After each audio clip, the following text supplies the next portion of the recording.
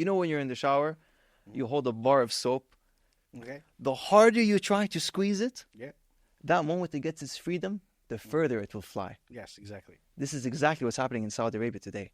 We're not starting little bits of No, we're ready. We want to.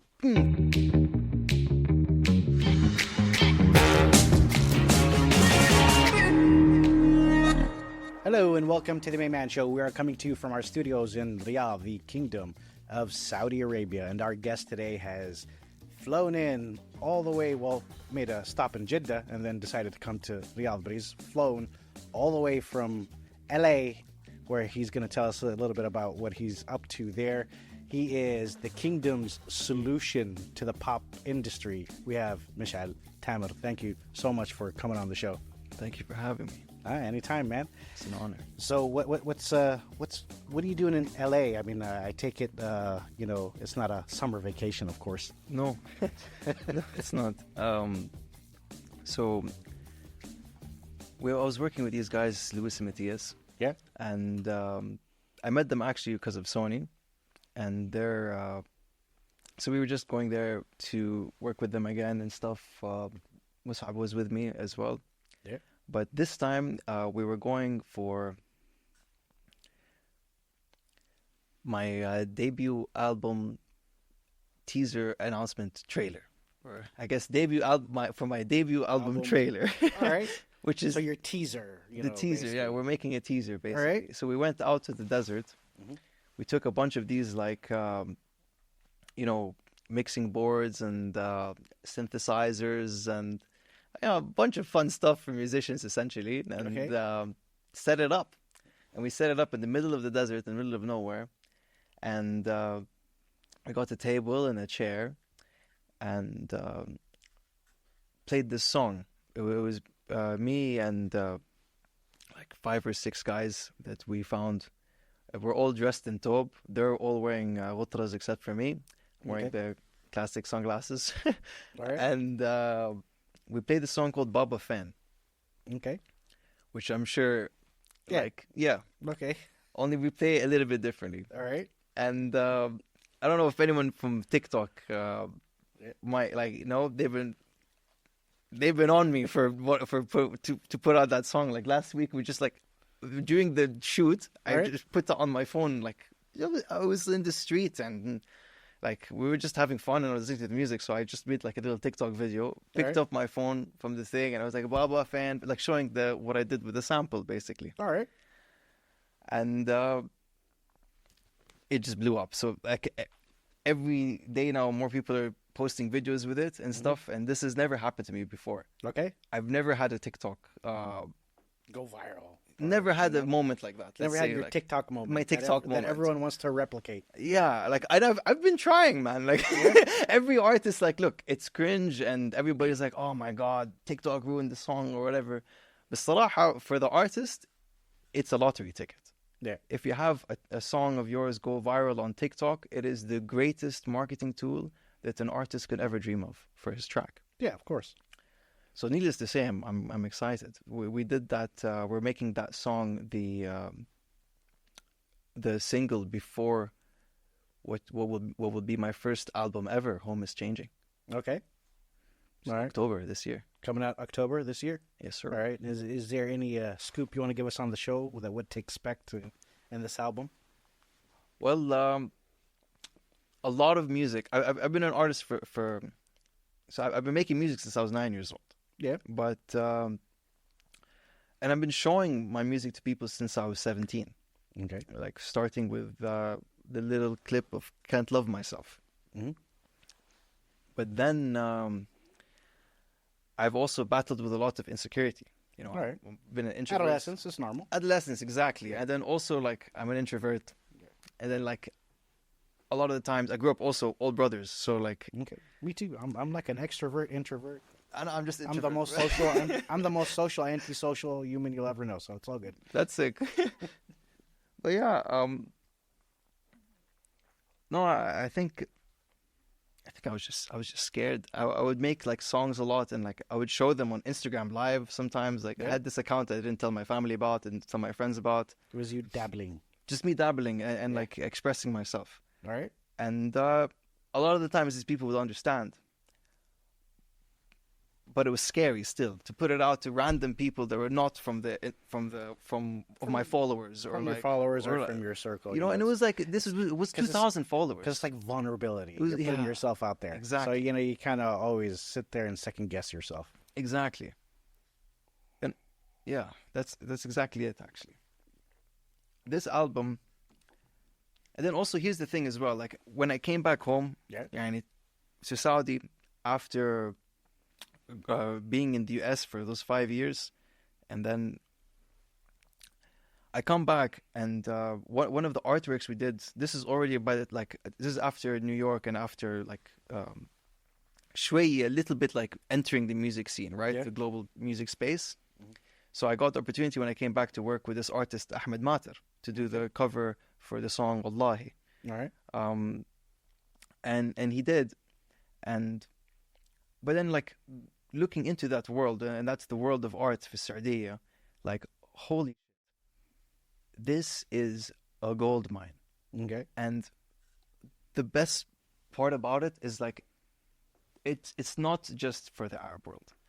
It's universal because it shows, number one, the importance of art. Number two, coming out of one of the most unlikely places today to be coming out of it, the way it is right now, the force that it is right now. It reminds you of like, when you're in the shower, you hold a bar of soap. Okay. The harder you try to squeeze it, Yeah. that moment it gets its freedom, the further it will fly. Yes, exactly. This is exactly what's happening in Saudi Arabia today. We're not starting little bits of no, we're ready. We want to. That's why you have straight to Middle East. That's why you have 750,000 people going into the. I think when we do anything, we just jump into the deep end. We don't sit there and practice on the shallow end, right? Because we've been in the shallow for so long. Yeah. We've been in the shallow for so long, man. I want to go to the deep. I want to dive right in there, and I want to go the whole way. And I'm not going to stop until it's finished, until the job is done. Okay. And the job will be done. Okay. It's only a matter of time. We were talking about it before, and I think you're right. It's only a matter of time. Home is changing, and no one is going to stop it. Yeah. You're either with us, or just sit and watch us move, right? or just sit and watch us. Because we're not stopping for anybody. We're not stopping. No, Yeah, this is our time, and this is for anybody. Yeah. This is for anybody, even if you're not Saudi. If you're like, look, 40 years this country had artists in the closet. Artists making their art, thinking whether it be clothing like this. This, for example, what I'm wearing right now, this is a Saudi brand. Yeah.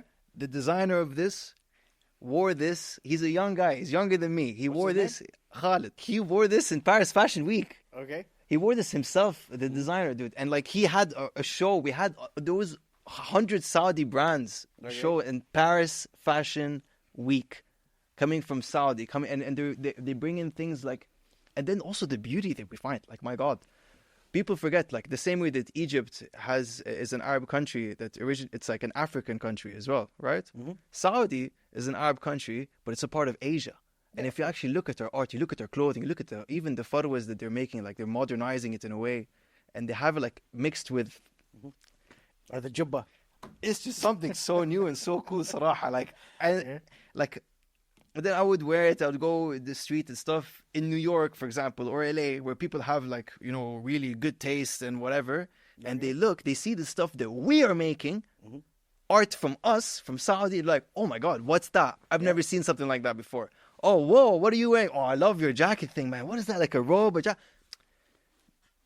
We have a lot of stuff to offer. We have interesting apparel, interesting parts of our culture to share. It's alien to the outside world. Yeah, of course. And like right now, in an age where so much saturation exists, the world needs something new. Yeah. And I honestly believe that the modern Khalij, the youth that's coming out of this region, is it. Okay. And it's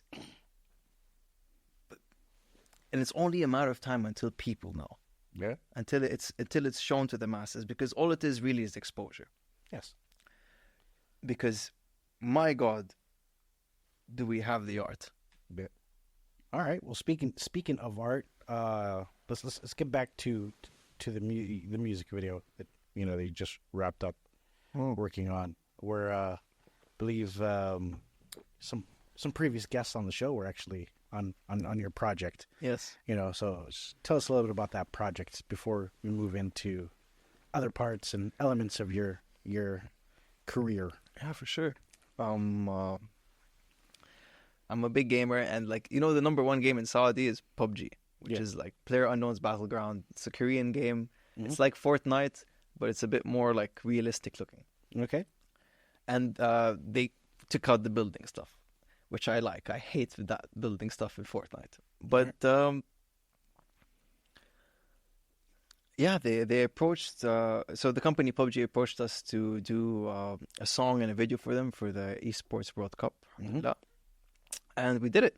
We did it last. I made the song when I was in Jeddah, and then finished it in London, and then that's also where we did the video. We actually found a Saudi restaurant, the only Saudi restaurant in London. Shout out Hijazi Corner. Yeah. Because I was ordering Uber Eats from them every day, by the way. For real. Was that in Edgware Road? Maybe. I'm not sure. I'm cliche of where you can find anything Arab in London. Maybe. Okay. But I'm really bad at locations and directions. But dude, the food is amazing. And then they had the Taste of London the London Taste of London Food Festival. And that's a mouthful. It is. And they were in it. They were in it. And in Saudi we had our own corner. Not just a corner, dude. It was like a freaking building. It had it was basically like a huge tent with different so many different you had clothing, you had cookbooks, you had beautiful art pieces that they're making using all natural colors and all and showing our history, showing our culture to the world, showing, hey, look what you've been missing out on. Yeah. Look what we have that you had no idea about. And I honestly think for me that was my favorite, obviously. But when I was looking around in the event, that was also the most crowded place. Yeah. It looked the prettiest, it was the biggest, and it had the most honestly the tastiest food. Okay. Everything else, it had stuff that people had before. Okay, I'm going to have Greek. Oh, I've done it before. I'm going to go get pizza. Oh, I've done it before. Have you ever tried jarish? No. Yeah, of course. Have you ever tried... Whoa, what's it? No. Have you ever tried a juice that looks like... What? And then you have when they twist it with things as well, which we love doing in Saudi. We love twisting things. So how did you guys apply that taste to the music video? Well, actually, they so when I was in London, I was in the studio making the song. Yeah. And I was eating their food that I ordered Monday to the studio, and I took a picture of it and I shouted out the restaurant. The lady that was running Taste of London Festival, I didn't know this, but is a fan of my music. All right. Small world. Right? I only found out about this when I went to visit the Taste of London Festival with the restaurant, Saudi Hijazi Corner. Yeah. But essentially, I wanted to get the Hijazi Corner so that I can film the music video in it, because I wanted to have a nice sufra and exactly, Saudi style. We want it to be feast exactly. Yeah. You just won the game and now you're gonna have feast, winner chicken dinner. Yeah, exactly. بالضبط. That was the concept, and then we find out, we go there and stuff, and they actually saw the story. The Hijazi Corner also saw my story on Instagram, and they responded. They're like, "Are you the guy that keeps ordering from from Uber Eats?" Feed you for life for now because you promoted it. Yeah. No, but the guy is so sweet. After when I went to Taste of London, he came and he introduced me to the lady that was doing the whole festival and stuff. Mm-hmm. After we shot the video and everything, and she was like, I know who you are. I know who they are because of you. Just I saw the story. So there's connected the dots. So I feel when you do something, even unintentional, when you do something that's good for someone, never be afraid to do something good. Okay, we throw out something good to the world, you'll be surprised to come back to you. It'll come back 10 in many times ways, more. 10 folds. 10 folds. Yeah. Always do something good. If you have the opportunity to do something good, do it. Yeah. Even if it's for you, or something big for somebody else. It could be something huge for somebody else. Yeah. And you really don't know. Yeah. So do it. All right. And where does Hussein Ali Rilla fit into this story? How you doing, buddy? So wait, this one, yeah. Yeah. Okay. So Hussein is actually he's my second cousin. Okay. But Small world. Yeah, very Previous guest on the show. Yeah. So we're both from Jeddah, and but he and Shismo, we grew up together and everything. But I feel like everybody in Saudi is related. Like we're probably related in some way or another. We're all the children of God's green earth. Let's just put it that way. Let's just put it like that. But yeah, he's an Olympic rower. He's an Olympian. Yeah. So, and that's something I'm super proud of. And he's a young guy. And he was also in the Forbes under 30 list as well. And this is someone that I would want, like, if someone watches the video, you know, and there's like a little cameo, be like, okay, what? And then there's like someone mentioning it. I want a foreigner to just see, oh, what? And then like look him up and then maybe watch one of the podcasts, like the one he did with you. Yeah. And then what would they see? A new perception of what a Saudi man can be. Yeah, exactly. And I think Hussein is so brilliant. Mm-hmm. The guy is so well spoken. Mm-hmm. He's an Olympian, a champion. What a great representation. Yes. So of course if I'm gonna have someone that I would want to be in my video from home, I'd want someone that can represent home. Not the home of yesterday, but the home of today. He's the first Saudi Olympian. Yeah, exactly. All right. And, you know, so just if you can tell us a little bit about, you know, your musical influences, you know, like how just, you know, you have your own vibe, your own sound, your own way of doing things, you know, like what musical influences shaped what you do today when it comes to making music? Well, tough question. Yeah. I don't know. That is a tough question. Mm-hmm. Because a lot of my friends that make music in the States grew up listening to, like, we were just talking about this, like, they wouldn't only listen to one, but they would, like, mostly listen to one thing. Or, like, you know, you would, like, be like a lot of people that were music nerds, you would like to call us music nerds, would listen to whole albums and, you know, like, I wasn't like this as a kid. I wasn't either. I listened to everything. Yeah, I listened to everything. Honestly. My playlist varies from Toby Keith to Tupac Shakur. Yeah, the same. Exactly the same, man. Yeah. And then which I listened to all the way to 50 Cent. Yes, exactly. Like, I even have some old like 80s music, like Brenda Russell, Lionel Richie. And all that. I listen to everything. Man. Me too. It's good. No need. It doesn't matter time. Doesn't matter color. It doesn't matter place. Doesn't matter. Doesn't matter language. Doesn't matter. And I think we both listen to this. Look, I can speak for myself as a Saudi. A lot of Saudis also are very similar in the way of how we listen to a lot of music. A lot of the newer generation in general is like this because of how. Sorry. I feel like everyone today just listens to everything, man. Yeah. Honestly, it's because of Spotify. It's because of streaming platforms where you have everything in the touch of your, like, you know, it's right here in the palm of your hand, and you don't need radio to come and separate the genres. You don't need like any of this stuff, and so you're exposed to a lot of different things. And you know, I have ADHD, so also it was very hard for me as a kid to like listen to 2-3 songs of the same guy without getting bored. Okay. So I would like just listen to a bunch of different stuff all the time. And I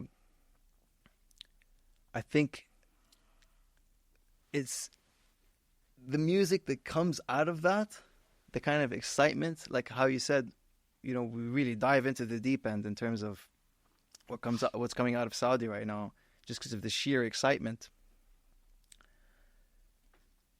And it's kind of similar with that, because if you look at the influences, you can't really pinpoint like one particular thing. Like you just went through the discography, right? Yeah. Okay. I'm gonna play you a little something now. I'll play you the opening track of Home Is Changing of the album. All right. And then what's I just want to know. What example do you want to give us when you play it? Just just while you're getting it out there and ready. Just listen to any song from my discography. Okay. Doesn't matter. Literally any song from my discography. Okay. And compare it to this. All right. Or compare it to any other one from the discography.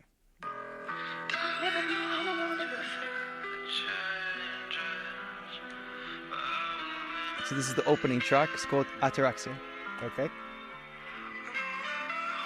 which is a Greek word for like serenity and stuff. But Okay.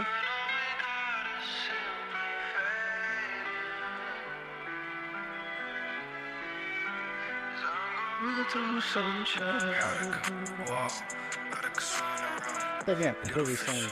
Turns into something else. something else. Okay. And that's like just rapping, which is I do that like in none of the other songs, for example. All right. When I was doing this here, I'm not a rapper, for example. This is the opening track of Home is Changing. Okay. But I'm not a rapper. Why am I rapping? Because I'm excited, man. And like I'm experimenting here. You know, like this is the first time that I can fully creatively, like if I've got full creative freedom and no one was stopping me. I was in the room by myself and locking myself in every night in that studio. Like 2 years I was living there. And this album, like these songs, not only the genre types, the styles or whatever, when I came back home to Saudi and I played the album for my friends and stuff. And they relate to it in ways I would never expect. I thought a lot of these songs I was only talking about myself. All right. I thought these songs I was talking about things that are so personal just to me that nobody's going to understand it. What? You're going to understand what I'm saying here, my deepest, darkest thing? You're going to understand? You don't know me. How it's going to make you... They understood.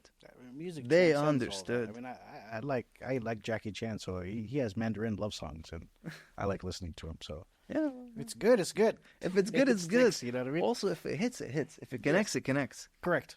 If it's real. Yeah. And like a lot of the stuff that I see like coming from outside Saudi versus right now, like a lot of what the kids are making in Saudi, it's a lot more real because it's a lot more raw and it's a lot more needed. Yes. We weren't like, dude, we did not have this privilege to express ourselves 10 years ago, Yeah, like today. There was no platform. There's there no wasn't platform. an existing infrastructure. Yeah. Now it is. Now we have a kingdom. Sky's the limit. Sky's the limit, dude. They've got our back. Yes. You know how proud this makes me? I know I just brought my phone away, but like, can we bring back my phone just for 1 second? I just wanted to just show something. Shelhoob's busy today. All right. Saudi made. All right. Dude, I'm freaking patriotic. This made me proud. I can tell you something I haven't said in any podcast before. Before, when I was a kid, when I was growing up in Saudi, you know, I was born and raised here. So I grew up in Jeddah and like, while I was a kid, I didn't want to live here when I would be a grown up. I mean, there wasn't much activities happening for kids. You know, there was no movie theaters, no concerts. No. It was my home, but it was home. It's still home, yeah, and it broke my heart. Mm-hmm. That broke my heart because I love this country. Now, dude, there's no other place I'd rather be. I think we're oversaturated with things to do here now. Yeah, my God, right? I get bored. I get bored when I'm outside. I get homesick. Like way too many things to do. No, really, and even the airports. We just came now from LA. We were in the airport. It's all looking like decaying and stuff in America, and I don't know what. You come here, it's nice, it's pristine. The people are nice. Yeah. The people are warm. It's just it's a different vibe. It's a different vibe. We actually have history. We actually have culture, and we have modernity, and we have what's it called, hospitality. Yes, like, exactly. Yo, and we have Jirish. Yeah, and we have Jirish. And when. Right. What I'm trying to say is like, for anybody who felt like how I felt when you were a kid, please understand that home is changing. Please understand that, or if you're living abroad, if you used to live for Saudi and now you're living outside, please understand that home is changing. Like I tell this to people that are outside, like that used to live here when they were kids, and a lot of them were not even Saudi, a lot of them are Lebanese, and I'd show them, like I would have to show them, like, look what it's like now. When I moved here in the 90s, I went to an international school, so a lot of my friends that lived here and never came back here, they're showing like this. It's a complete 180 of what we lived through. Come back. Come back and see. You don't want to go, right? I've actually had a couple of friends even move and shift all their businesses and everything here. 2 of my friends that I showed Saudi to are moving back. For real? For real. Interesting. Yeah, man. Okay. And one of them, he's a chef in Paris. The other one is in Oxford right now. And they're like, Home is changing. Yeah. Home is changing. Like,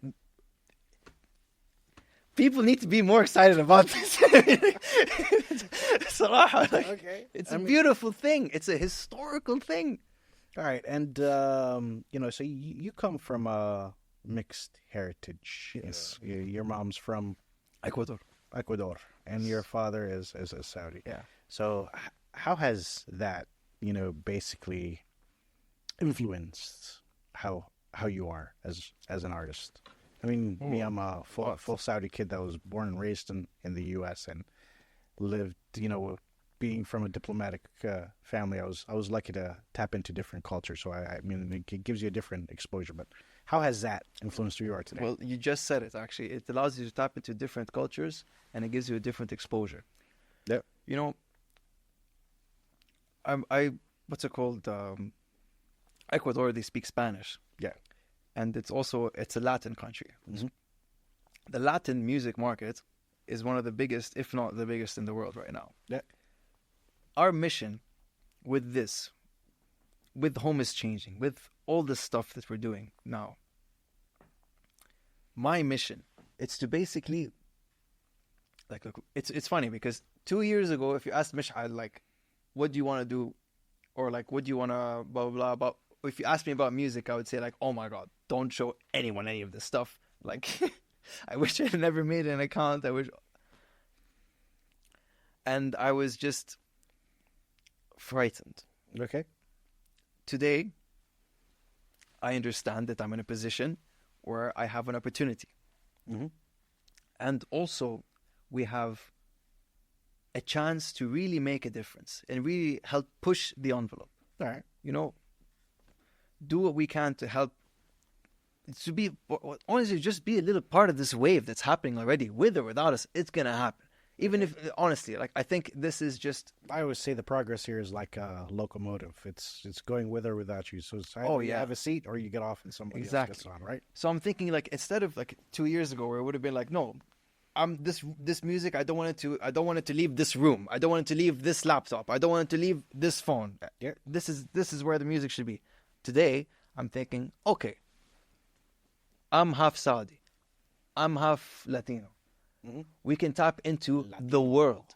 Yes. Also today, by the way, the Arab Latin thing, like the whole, like it's starting to become like there's a lot of connectivity. When I was in the US, everybody embraced me as a Latino. Oh yeah, no, they have like went to quinceañeras and everything. But you see, no, there's an actual thing where the Arab Latino couple thing is so real, and then you're having a lot of kids being born now that are like Arab Latino. It's a strange thing, but the Viva la raza.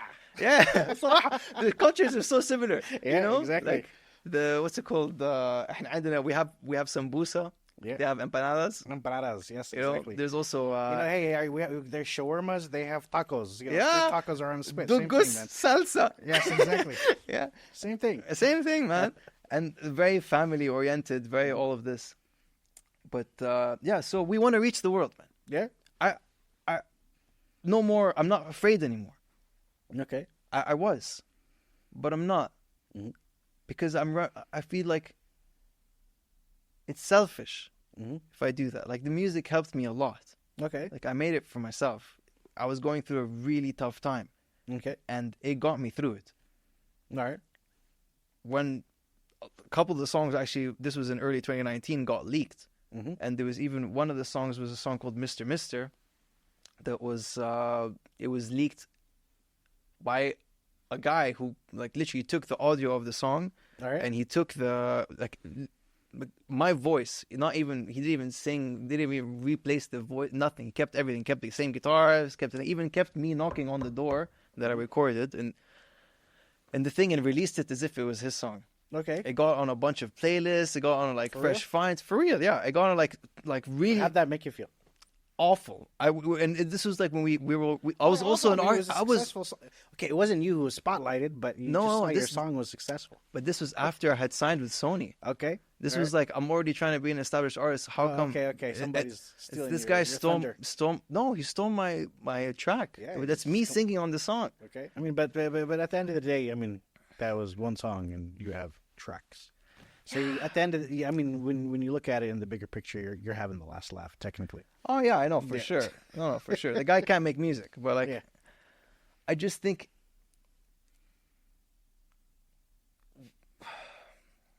how many like people over the years, over the decades, that were in that position, and that you never get to hear about. Like how many artists get their ideas stolen, or like their whole thing stolen, or there's a lot of people that I mean that equation has happened numerous times in history. I doubt it's going to stop. Yeah, for sure. No, there are people that know how to do it without, like, there are groups that stick together and they end up taking over an industry because they stick together. Yeah. And I think that Saudis should do this too.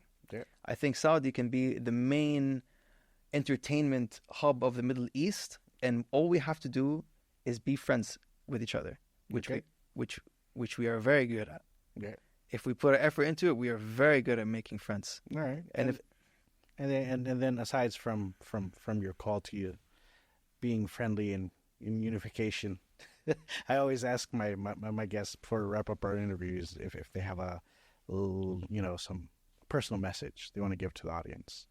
What's yours? Yeah.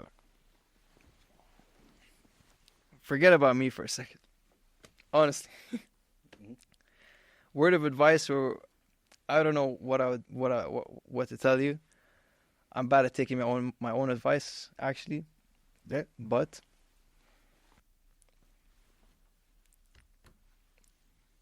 this chair that I'm sitting on, that camera that I'm talking to,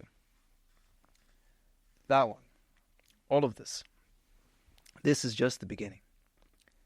What do I mean by that? I don't mean this is just the beginning of my career. I mean, this is the beginning of your career. You can do whatever you want. This is not advice. This is just a wake-up call. Baladara. Enough with the waiting. Enough with the fear. Time is only going to keep speeding up. And you're only going to get more frustrated.